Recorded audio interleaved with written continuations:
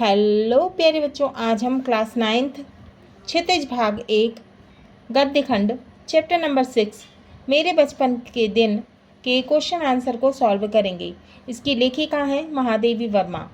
प्रश्न 1, मैं उत्पन्न हुई तो मेरी बड़ी खातिर हुई और मुझे वह सब नहीं सहना पड़ा जो अन्य लड़कियों को सहना पड़ता है। इस कथन के आलोक में आप यह पता लगाएं कि उस समय लड़कियों की दशा कैसी थी। तो क्या क्वेश्चन है, उस समय लड़कियों की दशा कैसी थी। तो इसका उत्तर है लेखिका के जन्म के समय, मतलब जब लेखिका पैदा हुई थी उस समय, अर्थात 1900 के आसपास समाज में स्त्रियों की दशा अत्यंत दयनीय थी, माने बहुत दुख से रहती थीं। पितृवंशीय व्यवस्था होने के कारण पुत्रों की अत्यधिक पूछ थी, माने बेटों को अधिक पूछा जाता था, अधिक माना जाता था। उस समय अनेक ऐसे क्षेत्र थे जहां लड़कियों को जन्म लेते ही मार दिया जाता था। लड़कियों के लिए शिक्षा व्यवस्था नहीं के बराबर थी, माने लड़कियों को पढ़ाया लिखाया नहीं जाता था।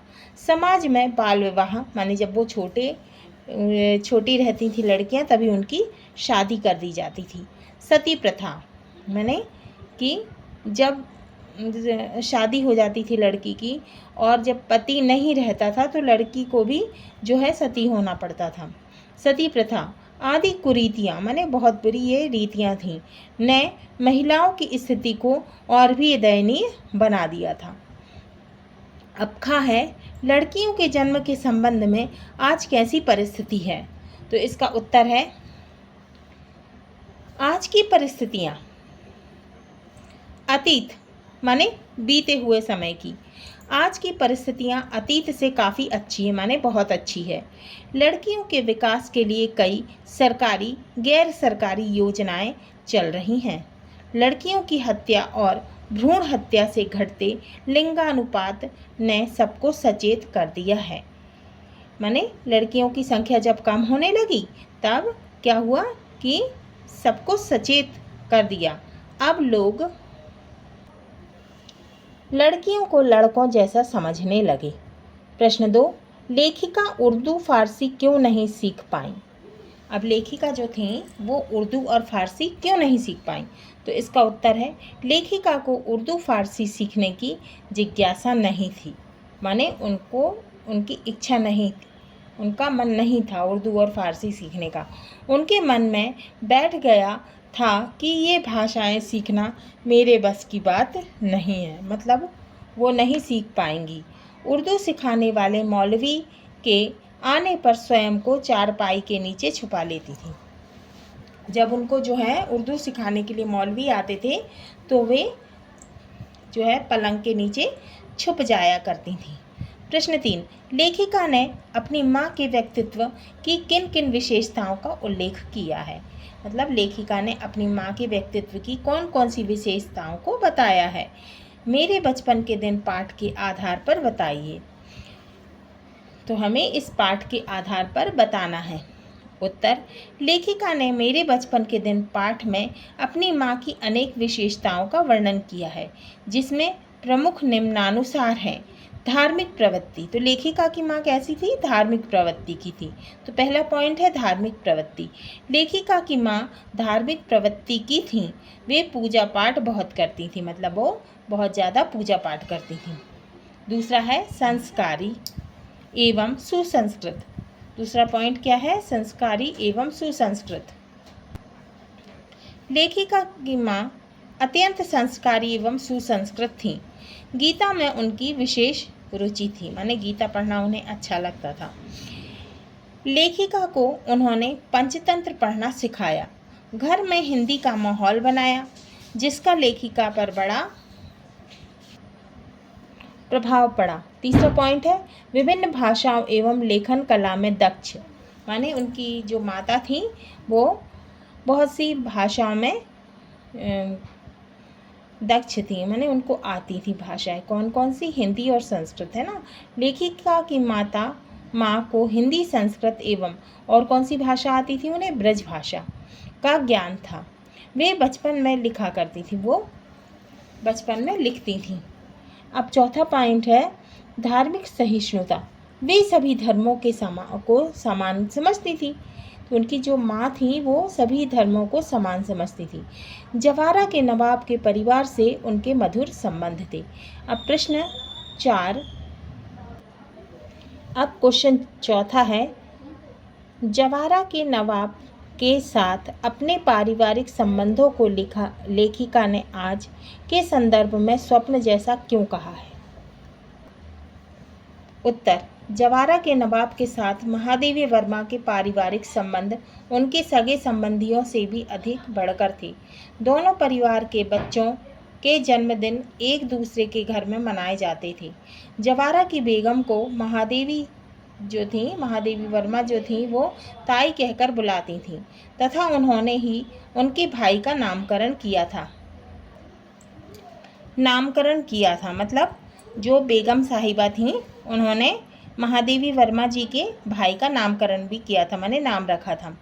वे हर त्योहार एक साथ मनाते थे। जब तक महादेवी राखी नहीं बांध देती थी वे हर त्योहार एक साथ मनाते थे।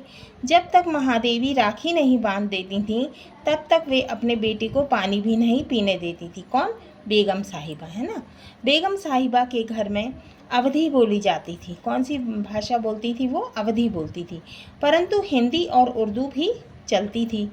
पहले वातावरण में जितनी निकटता थी अब सपना हो गई है।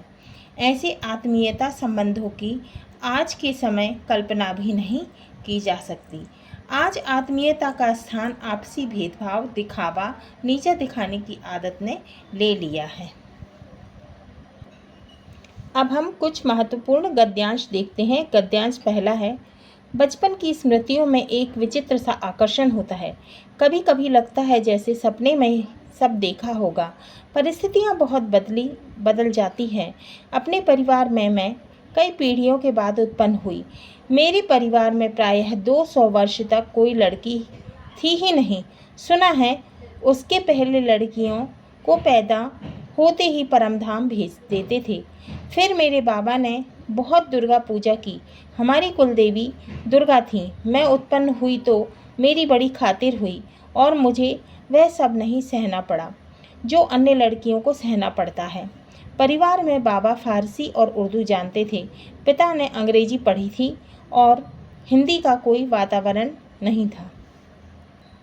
अब इस गद्यांश के क्वेश्चन आंसर देखते हैं। प्रश्न पहला है, बचपन की स्मृतियों का क्या असर रहता है? उत्तर, जब भी बचपन की याद आती है मन प्रसन्नता से भर जाता है।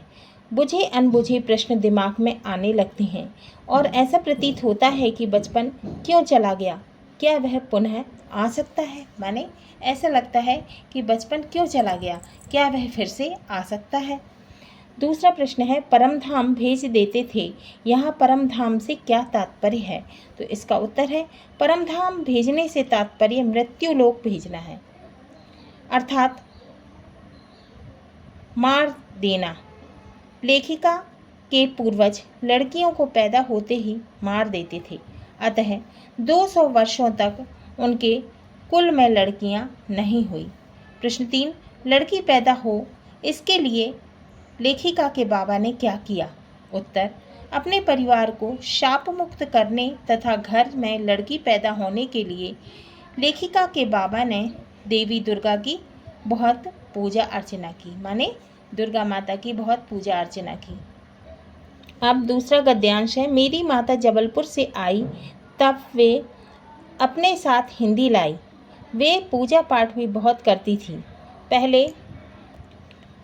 पहल उन्होंने मुझको पंचतंत्र पढ़ना सिखाया। बाबा कहते थे इसको हम विदुषी बनाएंगे, माने विद्वान बनाएंगे। मेरे बचपन में मेरे संबंध में उनका विचार बहुत ऊंचा था, इसलिए पंचतंत्र भी पढ़ा मैंने, संस्कृत भी पढ़ी। ये अवश्य चाहते थे कि मैं उर्दू फारसी सीख लूं, लेकिन वह मेरे वश की बात नहीं थी। मैंने जब एक दिन मौलवी साहब को देखा तो बस दूसरे दिन मैं चारपाई के नीचे जा छिपी। तब पंडित जी आए संस्कृत पढ़ाने। माँ थोड़ी संस्कृत जानती थी। गीता में उन्हें विशेष रुचि थी। पूजा पाठ के समय मैं भी बैठ जाती थी और संस्कृत सुनती थी। उसके उपरांत उन्होंने मिशन स्कूल में रख दिया मुझको। मिशन स्कूल में वातावरण दूसरा था, प्रार्थना दूसरी थी। मेरा मन नहीं लगता, वहाँ जाना बंद कर दिया। जाने में रोने धोने लगी। तब उन्होंने मुझको क्रास्थवैट गर्ल्स कॉलेज में भेजा, जहाँ मैं 5वें दर्जे में भर्ती हुई। यहाँ का वातावरण बहुत अच्छा था। उस समय हिंदू लड़कियां भी वहाँ, ईसाई लड़कियां भी पढ़ती थीं। हम लोगों का एक ही मेस था। उस मेस में प्याज तक नहीं बनता था। अब इस गद्यांश का पहला प्रश्न है, लेखिका की माता कहाँ की थी? उनके व्यक्तित्व का वर्णन कीजिए। उत्तर, लेखिका की माता जबलपुर मध्य प्रदेश की रहने वाली थी। उनका व्यक्तित्व शालीन, सीधा साधा, ईश्वर में विश्वास करने वाली, धार्मिक तथा शिक्षित महिला थी। उनका विचार अत्यंत शुद्ध एवं ऊंचा था। उन्हें घर के सभी सदस्य हृदय से चाहते थे, माने सब जितने लोग थे सभी उनको चाहते थे। दूसरा है, लेखिका के वश में क्या नहीं था? उत्तर, लेखिका की माँ लेखिका को पंचतंत्र की कहानियाँ पढ़ाती थी। वे चाहती थी लेखिका उर्दू फारसी भी पढ़ ले। इसके लिए उन्होंने एक शिक्षक मौलवी भी रखा, परंतु उर्दू फारसी पढ़ना लेखिका के वश में नहीं था। तीसरा क्वेश्चन है, लेखिका के मेस की क्या विशेषता थी? उत्तर, लेखिका के क्रास्थवैट गर्ल्स स्कूल की मेस की विशेषता यह थी कि यहाँ सभी धर्मों के अनुयायी एक साथ खाते थे। मेस में प्याज तक नहीं बनता था। मैं शुद्ध शाकाहारी तथा सांप्रदायिक एकता का जीता जागता उदाहरण था। अब गद्यांश तीसरा है, उसी बीच आनंद भवन में बापू आए। हम लोग तब अपने जेब खर्च में से हमेशा एक एक दो दो आने देश के लिए बचाते थे और जब बापू आते थे तो वह पैसा उन्हें दे देते थे। उस दिन जब बापू के पास मैं गई तो अपना कटोरा भी लेती गई। मैंने निकालकर बापू को दिखाया। मैंने कहा, कविता सुनाने पर मुझको यह कटोरा मिला है। कहने लगे, अच्छा दिखा तो मुझको। मैंने कटोरा उनकी ओर बढ़ा दिया तो उसे हाथ में लेकर बोले, तू देती है इसे? अब मैं क्या कहती? मैंने दे दिया और लौट आई। दुख यह हुआ कि कटोरा लेकर कहते कविता क्या है, पर कविता सुनाने को उन्होंने नहीं कहा। लौटकर जब मैंने सुभद्रा जी से कहा कि कटोरा तो चला गया, सुभद्रा जी ने कहा, और जाओ दिखाने। फिर बोली, देखो भाई, खीर तो तुमको बनानी होगी। अब तुम चाहे पीतल की कटोरी में खिलाओ, चाहे फूल के कटोरे में। फिर भी मुझे मन प्रसन्नता हो रही थी कि पुरस्कार में मिला। अपना कटोरा मैंने बापू को दे दिया। अब गद्यांश 3 का पहला प्रश्न है, लेखिका ने बापू को क्या दिखाया? तो इसका उत्तर है, लेखिका महादेवी वर्मा ने बापू को कविता गायन में मिला चांदी का कटोरा दिखाया। प्रश्न दूसरा है, लेखिका ने पुरस्कार में मिला कटोरा किसे दिया? इसका उत्तर है, लेखिका ने पुरस्कार में मिला कटोरा बापू के आग्रह पर उन्हें दे दिया। अब तीसरा क्वेश्चन है, लेखिका देश के लिए पैसे कैसे जुटाती थी? तो इसका उत्तर है, लेखिका देश के लिए पैसे अपने जेब खर्च में से हमेशा एक एक दो दो आने बचाकर जुटाती थी। अब चौथा क्वेश्चन है, लेखिका गांधी जी से दुखी क्यों हुई? अब इसका उत्तर है, लेखिका गांधी जी के व्यवहार से इसलिए दुखी हुई क्योंकि उन्होंने कविता गायन में मिला पुरस्कार रूप में कटोरा तो ले लिया, लेकिन उन्होंने यह नहीं पूछा कि कविता क्या है या वह कविता मुझे सुनाओ।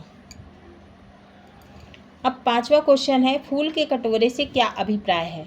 तो इसका उत्तर है, फूल के कटोरे से अभिप्राय कांसे के कटोरे से है। चौथा गद्यांश है, मैं जब विद्यापीठ आई तब तक मेरे बचपन का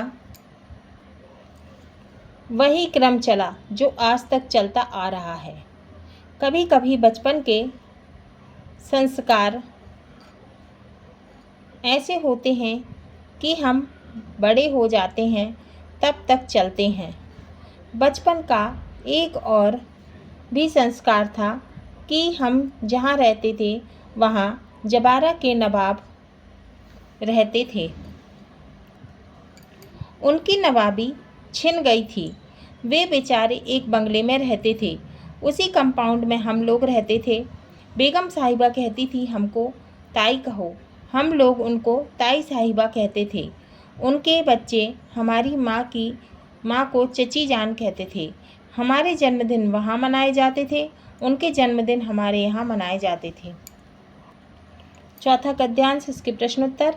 पहला है, बचपन के संस्कार से क्या तात्पर्य है? उत्तर, बचपन के संस्कार से तात्पर्य उन संस्कारों से है जो बचपन में घर परिवार से प्राप्त होते हैं। दूसरा प्रश्न है, जबारा के नवाब कहाँ रहते थे? उनसे लेखिका के साथ कैसा संबंध था? तो उत्तर है, जबारा के नवाब एक बंगले में रहते थे। उनकी नवाबी छिन गई थी।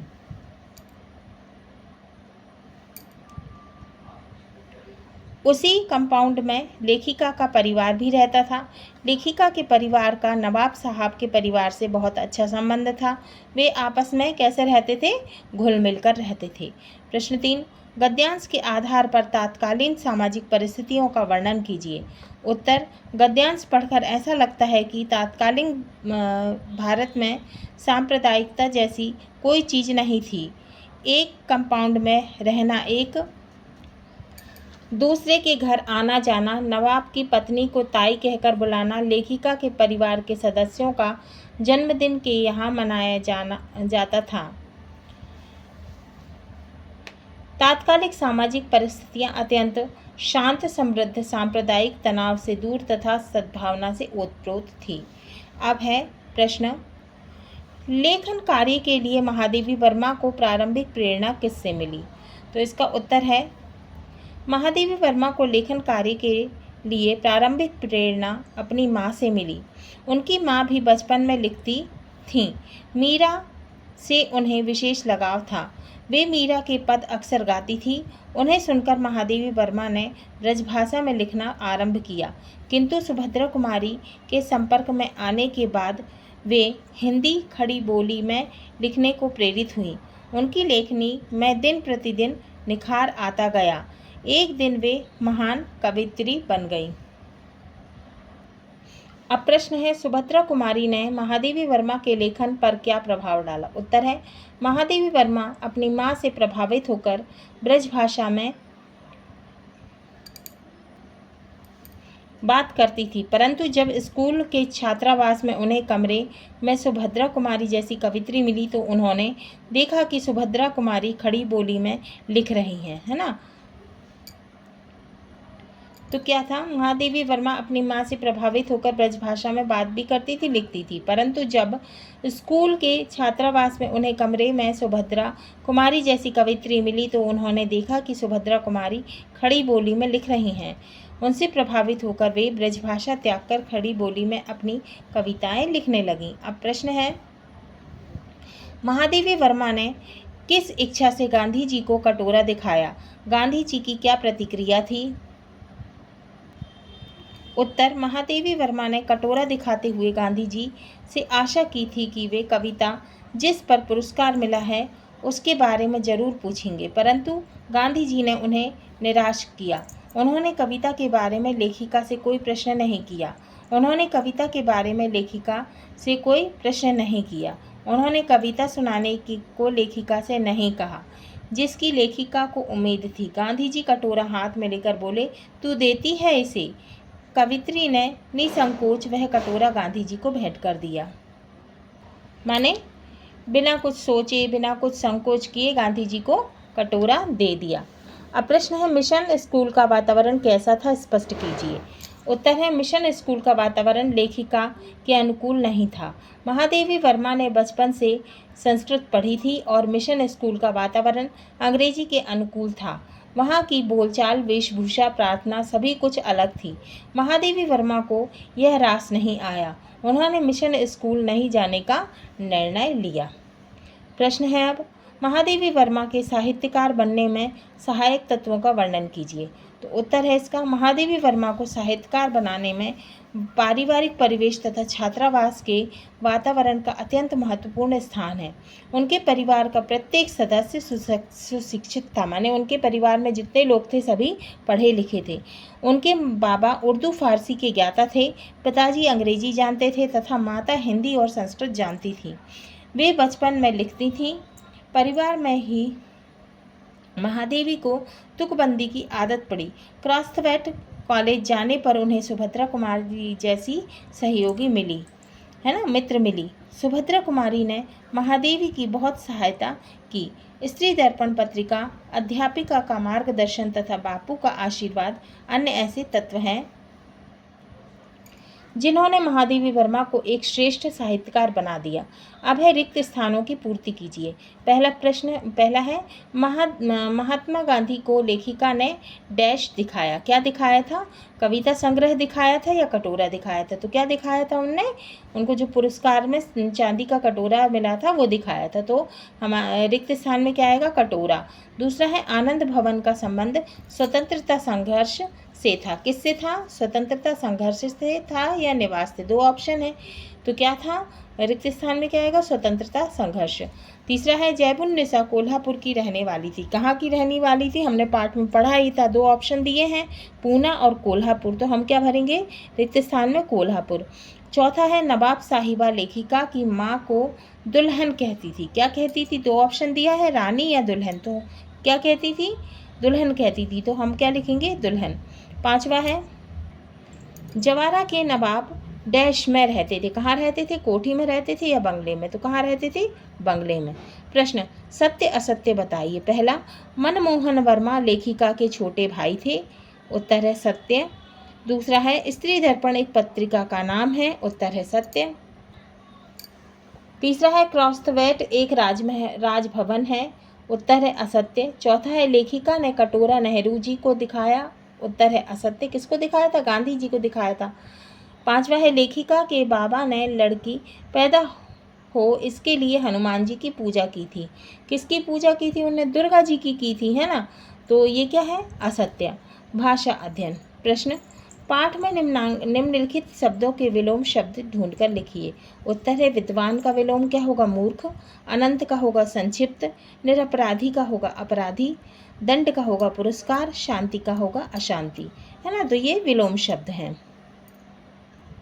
अब क्वेश्चन दिया हुआ है, निम्नलिखित शब्दों से उपसर्ग प्रत्यय अलग कीजिए और मूल शब्द बताइए। तो निराहारी, है ना, निराहारी। अब दिया है शब्द निराहारी, निर प्लस आहार प्लस ई, इसमें, है ना। अब है सांप्रदायिकता, संप्रदाय प्लस एक प्लस ता, है ना। तो इसमें प्रत्यय कौन कौन से दिए हुए हैं? एक और ता। मूल शब्द क्या है? संप्रदाय। अप्रसन्नता, आ प्लस प्रसन्न धनता, इसमें प्रत्यय क्या है? ता और उपसर्ग है आ। अपनापन, अपना प्लस पन, इसमें प्रत्यय क्या है? पन। किनारीदार, किनारी प्लस दार प्लस किनारी प्लस दार, इसमें क्या है? प्रत्यय दार। स्वतंत्रता, स्वतंत्र धनता, तो इसमें प्रत्यय क्या है? ता। अब है उपसर्ग। अब दिया है, निम्नलिखित उपसर्ग प्रत्ययों की सहायता से दो दो शब्द लिखिए। उपसर्ग है अन, आ, सत, स्वा और दुर। अन, अन से क्या बना है? अन और अनमोल और अनचाहा। आ से बना है अक्षर और अमर।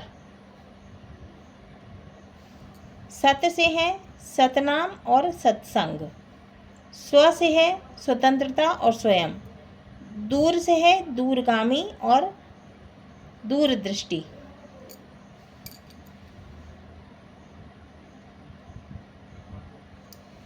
अनमोल अनचाहा अन, अक्षर अमर अ, सतनाम सत्संग सत, स्व स्वतंत्रता स्वयं स्व, और दूर दूरगामी और दूरदृष्टि। निराहार निर्धन आहार धन ई, निराहारी है ना। अब इसमें ई क्या है, प्रत्यय है। सांप्रदायिकता, संप्रदाय धन एक धनता, तो इसमें एक और ता क्या है, प्रत्यय है। अप्रसन्नता, आ प्लस प्रसन्न प्लस ता, इसमें क्या है, ता प्रत्यय है और आ उपसर्ग है। अपनापन, पन प्रत्यय है। किनारीदार, इसमें दार प्रत्यय है। स्वतंत्रता, इसमें ता प्रत्यय है। अब क्या दिया है, दार प्रत्यय, तो ईमानदार रसूखदार। हार, परिहार फलाहार। वाला, दूध वाला सब्जी वाला। अनीय, माननीय रमणीय और दर्शनीय। हाँ तो बच्चों, ये हमारे चैप्टर नंबर 6 मेरे बचपन के दिन के क्वेश्चन आंसर पूरे हुए।